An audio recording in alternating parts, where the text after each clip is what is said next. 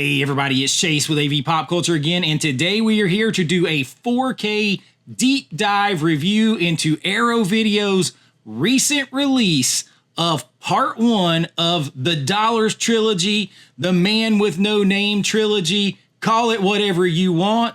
We have A Fistful of Dollars, the Sergio Leone Clint Eastwood classic, and we're going to take a look at it right here. So pop that tape in, I got you. Let's go do this.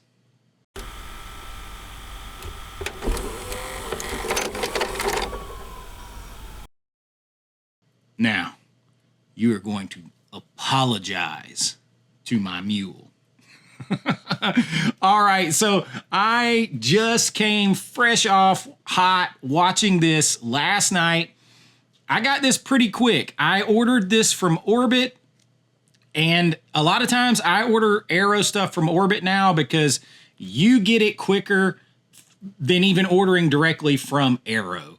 And I know there's like a big channel out here that covers, they're out there searching for physical media. And I saw a live stream last night, my man Ken over at Mid-Level Media, who I know is excited to get this. I saw some people mentioning that. I don't get anything for review, at least right now. I'm probably like the biggest channel on YouTube that doesn't get anything from anybody. I'm probably too honest, and I'm a filmmaker, so I just come at it from way different aspects. So I don't get anything, but I will also never tell you if I just get something shipped to me early that I bought, that I got it sent early for review or anything like that. And I will always, of course, tell you if anybody ever does manage to accidentally send me anything for free. It probably won't last long if they do, because I'll still tell you exactly what I think. But I got this, and I'm going to tell you, I don't think I've seen this movie since maybe I was like 12 or 13 years old. So you're talking over 30 years ago when I saw this last. Because growing up here in Georgia with TBS, Turner Broadcasting System, and being around my great-grandparents' farm and stuff like that, and rain delays in Braves games and all that stuff, man, they wore out the Westerns. They wore out the Clint Eastwood movies. And I've seen them so many times that it was like a burnout factor. Just because you only had like 5 or 6 channels at most in the 80s and stuff, and that was all that was on. And I remember, big Braves fan here, we'd watch TBS and we'd have Skip Carey, and it was the announcer, and he would do like the old ad reads, and it would be like, after the game tonight, tune in for A Fistful of Dollars. You know, like, man, it was on all the time. But I had not seen it in forever. I did not own it on any format. So it was like a super fresh watch. And I keep looking over there because I just got it out. I played it through a second time today while I was working on some notes for some other videos before I did this. And let's talk about the movie real quick, and then I'm going to get into some details about the 4K on here, because I'm going to tell you, it's a really nice 4K. I've got some footage. Standard disclaimer, my 4K camera recording my 4K OLED. So it's a screen recording a screen, compression, all that stuff. It's just for reference. It's going to look better in person if you have an OLED. OLEDs make a difference, guys. They just do. Big time. And I was late to get one. Big difference. But here it is. My first complaint is this is the overseas version, and this is not a sticker. It is imprinted, and I friggin' hate it. I hate that. That ruins the artwork. But it kind of continues the trend lately of these oil painting looking covers, like with a Drop Zone, which I happen to still have setting right here from Vinegar Syndrome. That's like it's like all kind of shades of one brownish orange color. I mean, look at that. That is the exact same color palette. And not the biggest fan. And as someone pointed out, one of the last video games that I actually played a lot of was Red Dead Redemption. And that's what that looks like. And now maybe it's partly because Red Dead Redemption took cues from movies like this. But that's what it reminds me of. I have another old game for like PlayStation 4. We got a PlayStation 4, 5, and a 3 in this house. But I've got another game, Assassin's Creed Valhalla, a Vikings game. I haven't even cracked open. I've had it for like 3 years or something. So I got to play that one too, get back to some Red Dead Redemption. I just don't have time doing all these videos and stuff. But A Fistful of Dollars, the first one to drop after the delay by Arrow. So there's the slip cover. You're going to have all your information on back, and we'll talk about it in a minute. Open it up. Same artwork in here. It's just flat, very different. My man Brian over at Last Movie Standing, he pointed out how, man, I get that this is a glossy, but when they do this on the inside, it's a flat finish, and the color just does not pop. You could, even though it's flat, you could still get the same depth of color, and that's just way off. But it's in here. Here's your back. So again, it's all just these flat colors. And then you slide it out. And I like it on the white background a lot better. I think this would have looked badass as a white box. So there is the box. Again, the hideous age code there. I don't know if it's got reversible artwork in here or not. It does. It's got the old artwork on here, which I think is what Kino had. So that is your little unboxing. It is a 2-disc set, but do not get excited because it's not like if you want a Blu-ray copy too, you have to buy that separate. The second disc, which I'm sure could be region locked. I don't know. I didn't put it in, and there's like a region cheat over here on the Panasonic UB820. But it's all extras on there. So that's a little bit of an unboxing. There is also some extras in here. There is a big book. It's not a hardback. It's one of those what they call the perfect bound books. And it just gives you information, some pictures. Everything's very flat. No, it's not glossy photos. There's no like photo finish to anything. But they do also give you some information back here about the presentation of the film. We're going to talk about that in just a minute. Now, you're going to end up seeing this video first, but I also had just recorded a haul video, which I never really do. Pop out today, tomorrow, somewhere right here, because I just had so much stuff come in at one time. And I do open that in here for the first time, so if you want to see that, make sure you check out that video and all the other stuff. If you want to see some other 4K reviews, you'll have a lot to pick from. But there is the poster. The original art. I do prefer this over this. It does have that Arrow printer smell to it, man. So that's the unboxing. I want to talk about the movie, and then the 4K. So the movie, I forgot how it just kind of starts going into one of the most famous scenes from it. He just walks into this town. It's like this border town, and there's an old guy over there, and he's sitting there, and he's over there making coffins. And he just tells him to buy 3 coffins, and he basically goes and picks a fight with what ends up being 4 guys. As I didn't remember what happened. I'm sitting there laughing. But the whole famous scene that they recreate in Back to the Future, Part 3, with the, hopefully I'm able to show you some of it, where he's got the tunic on and he throws it back and he draws his gun, all that kind of stuff. But I was laughing my ass off because he's picking a fight by telling these guys that they got to apologize to his mule for shooting at its feet. And I'm sitting there and I'm just kind of laughing because I didn't remember why he was doing this. And anyway, he shoots the guys. Look, the movie's from 1964. There's gonna be a little bit of spoilers in here. You've had 60 years to watch it. So But he shoots the guys, he kills all 4 of them, and starts to walk out of town. And he passes the Undertaker guy. He's like, "My apologies, it's 4 coffins."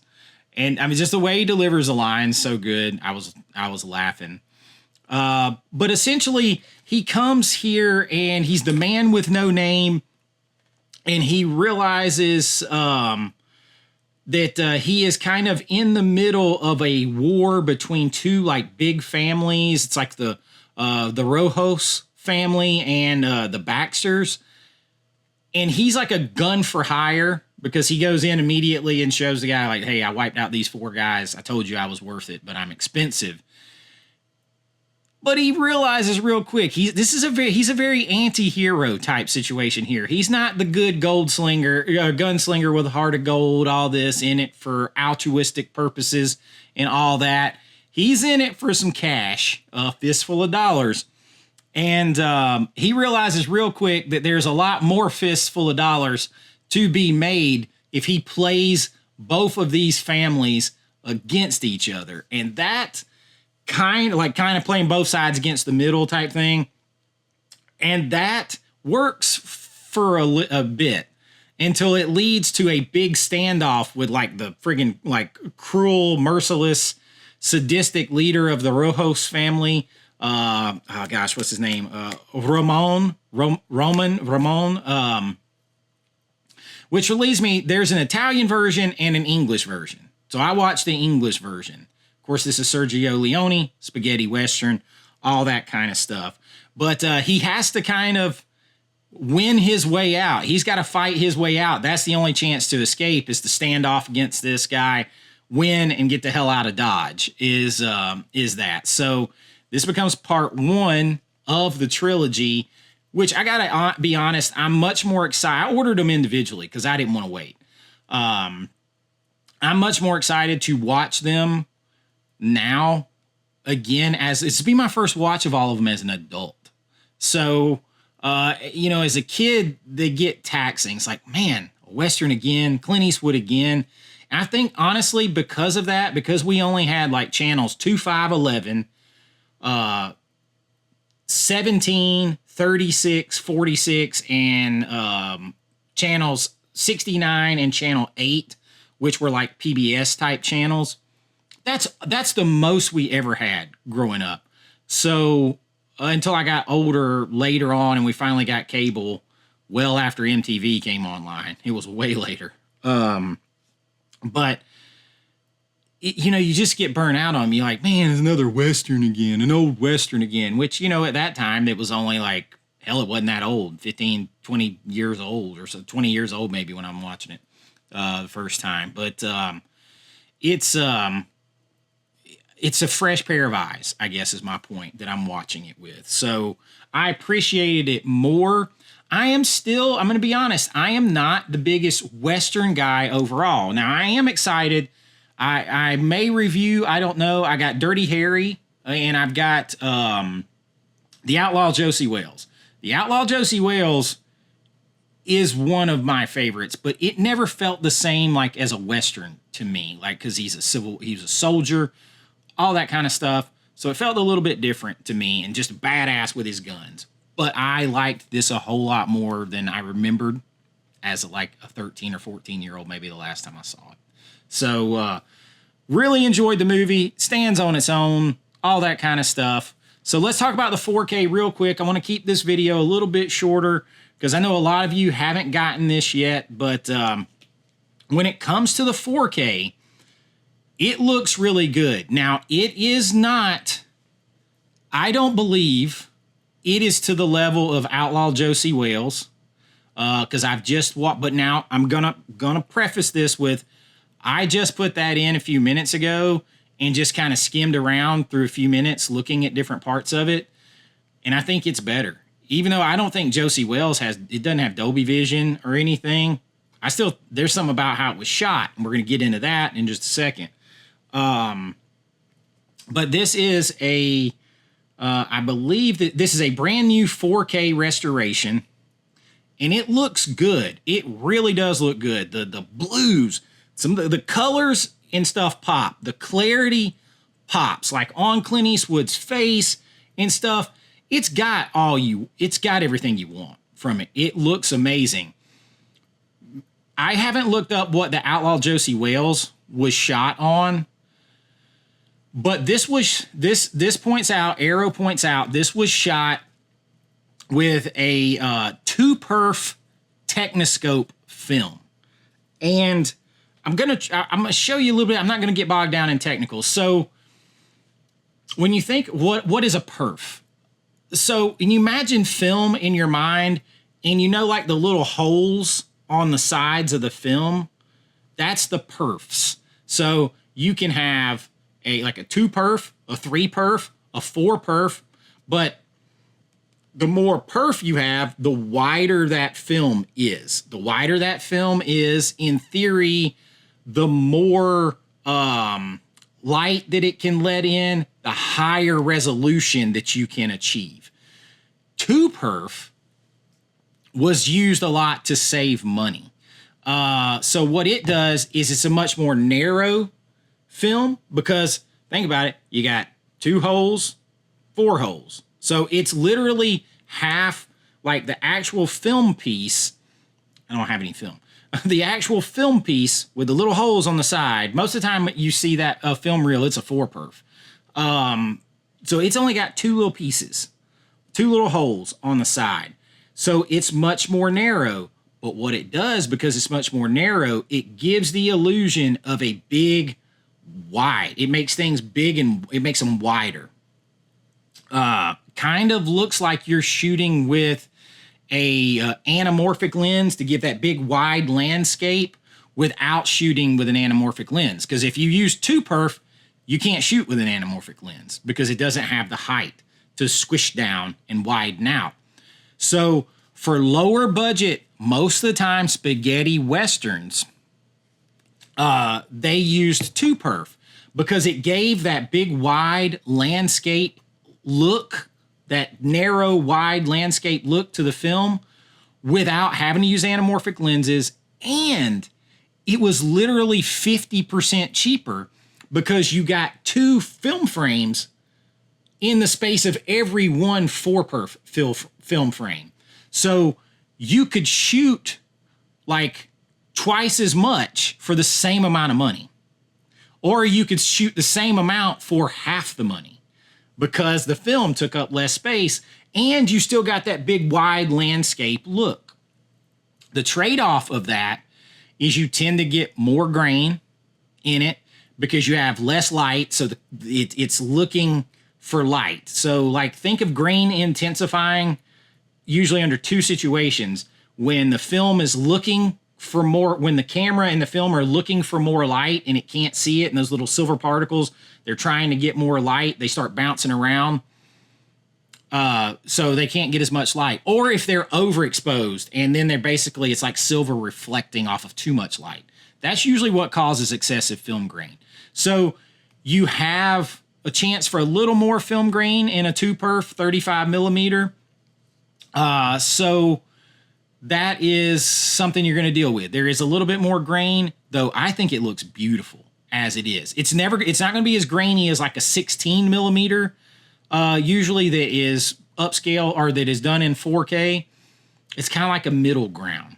All right. Because if you get like, I don't even know if I've ever dealt with a 1-perf, but you can, I don't know if there even is a 1-perf. I think it's just 2, 3, and 4 to my knowledge.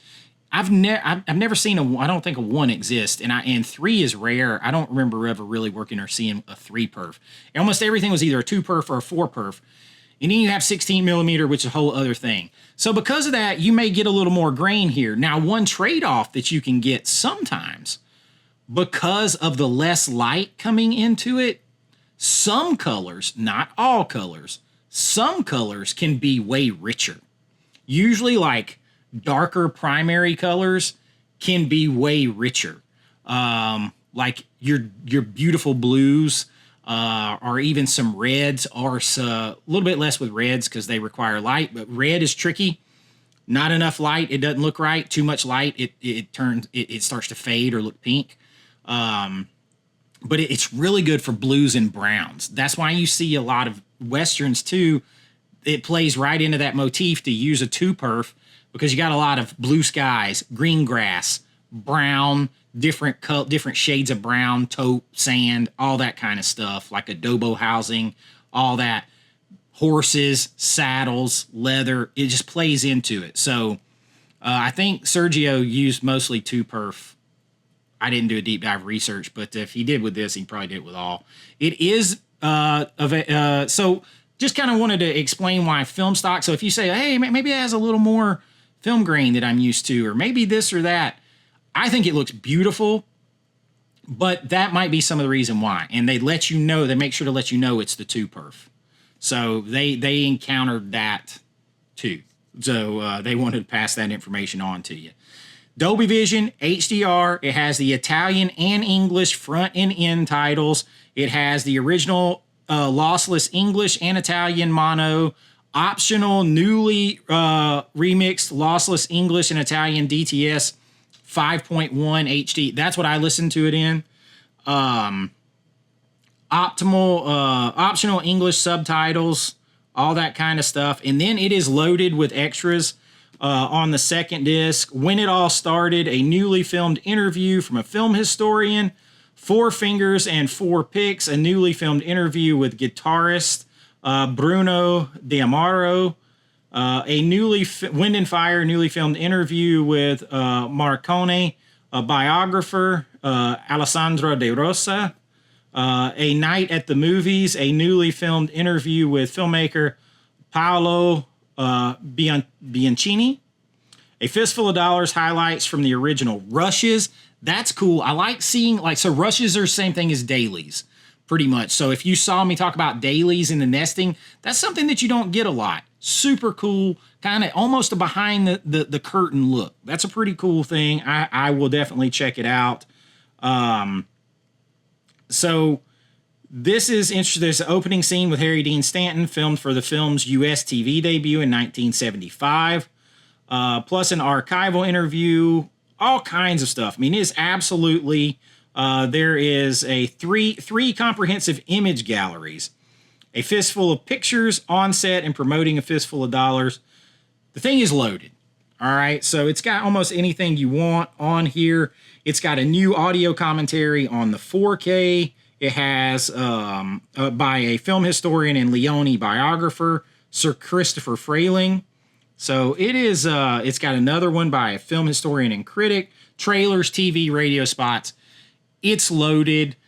I'm not sure that you could make it look better, given how it was filmed, given the fact that it is, 61 years old or whatever it is.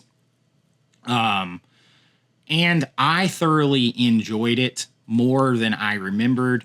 Clint Eastwood, the way he delivers lines is so, in a lot of the cases, is so smart assery that it just, now, particularly as I'm older, I'm just like, I like it. And he's a crotchety bastard in some ways. And you can tell he's smarter than everyone. And I dig that because it's actually mentioned in here about he's too smart.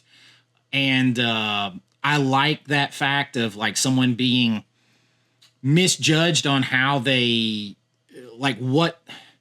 so he looks like a dumb gunfighter gunslinger, but he's not. He's smart. And I kind of identify with that because throughout my life, I've been really big and from the South, and I was a football player and a weightlifter and all that kind of stuff. And so people just assumed, oh, he's a big dumb jock, redneck, whatever, blah, blah, blah. And then it's like, oh, no, he actually has, all these degrees and master's degrees and was a teacher, a professor, all this kind of stuff, and a filmmaker and a writer. So I just kind of identify with that concept. And so now picking up on that more kind of ties me to this character even more. And I cannot wait to watch the rest. Really did enjoy it. This is one that I recommend. I'll go back to it. Not the biggest Western guy. I'm still going to stay that. I'm not the biggest Western guy overall. But this particular trilogy, Outlaw Josie Wales, I'm not going to sit here and tell you I'm going to go out and buy every Western because I'm not. I'm not going to watch them enough to do it. In most cases, I've watched them so much in my life when I had to watch them, when there was nothing else on, or like my grandparents or whoever were watching them and you had one TV in the house and that was it, that you just kind of burned out on them. And I burned out on them early. But other than that, super glad to have it. I will say, if you're looking for something to the level of The Searchers with John Wayne, which I also have, because I pick up some John Wayne movies because my grandmother loved John Wayne. She had a velvet painting of John Wayne, y'all. But it's not to that level. The Searchers is next level. I mean, that thing was like scanned in 8K, 6K. It was shot in like VistaVision, all that kind of stuff. You just can't compare. So if you're looking for that, you'll be disappointed. But if you're looking for a solid 4K that looks beautiful where it's supposed to look beautiful, that's an upgrade from anything else, you're going to get that with this. I do recommend A Fistful of Dollars. And that's what I got for you this time. I hope you enjoyed it. Let me know, did you get this? I know I've been dropping a lot of reviews lately. You guys keep asking me for reviews. They don't always do that well, though. Like, everybody wants reviews, but then they're always like the lowest viewed things on my channel, even though I go in depth on them. But don't you worry. We do it all here. So I've got some cool lists and rankings videos, all that stuff coming up, and big ones planned. But let me know, did you guys get this? Did you enjoy it? Are you looking forward to getting it? What are your thoughts on Fistful of Dollars, Westerns in general? And, we got a lot more stuff coming. If you want to hang around, please like and subscribe. It really helps out the channel. Ring the bell so that you don't miss anything, because YouTube's not even notifying most of my own subscribers when my videos come out. So make sure you don't miss anything. If you want to help support the channel even more, you can join at my YouTube channel link right below, become a channel member. But I'd push you over to join on Patreon. That link is below too. And, I can just do a lot more there. I'm adding a lot more because I can do things completely uncensored. There's the copyright thing. None of that stuff is there. So I can just do a lot more over there. But no matter where you join, it really helps the channel. You're going to get your name and lights on every single video, special videos to watch, all that kind of stuff. And I really do appreciate it. But until next time, be kind, rewind like always. This is Chase with AV Pop Culture, and I'll see you real soon. Apologize to my mule. Bye-bye.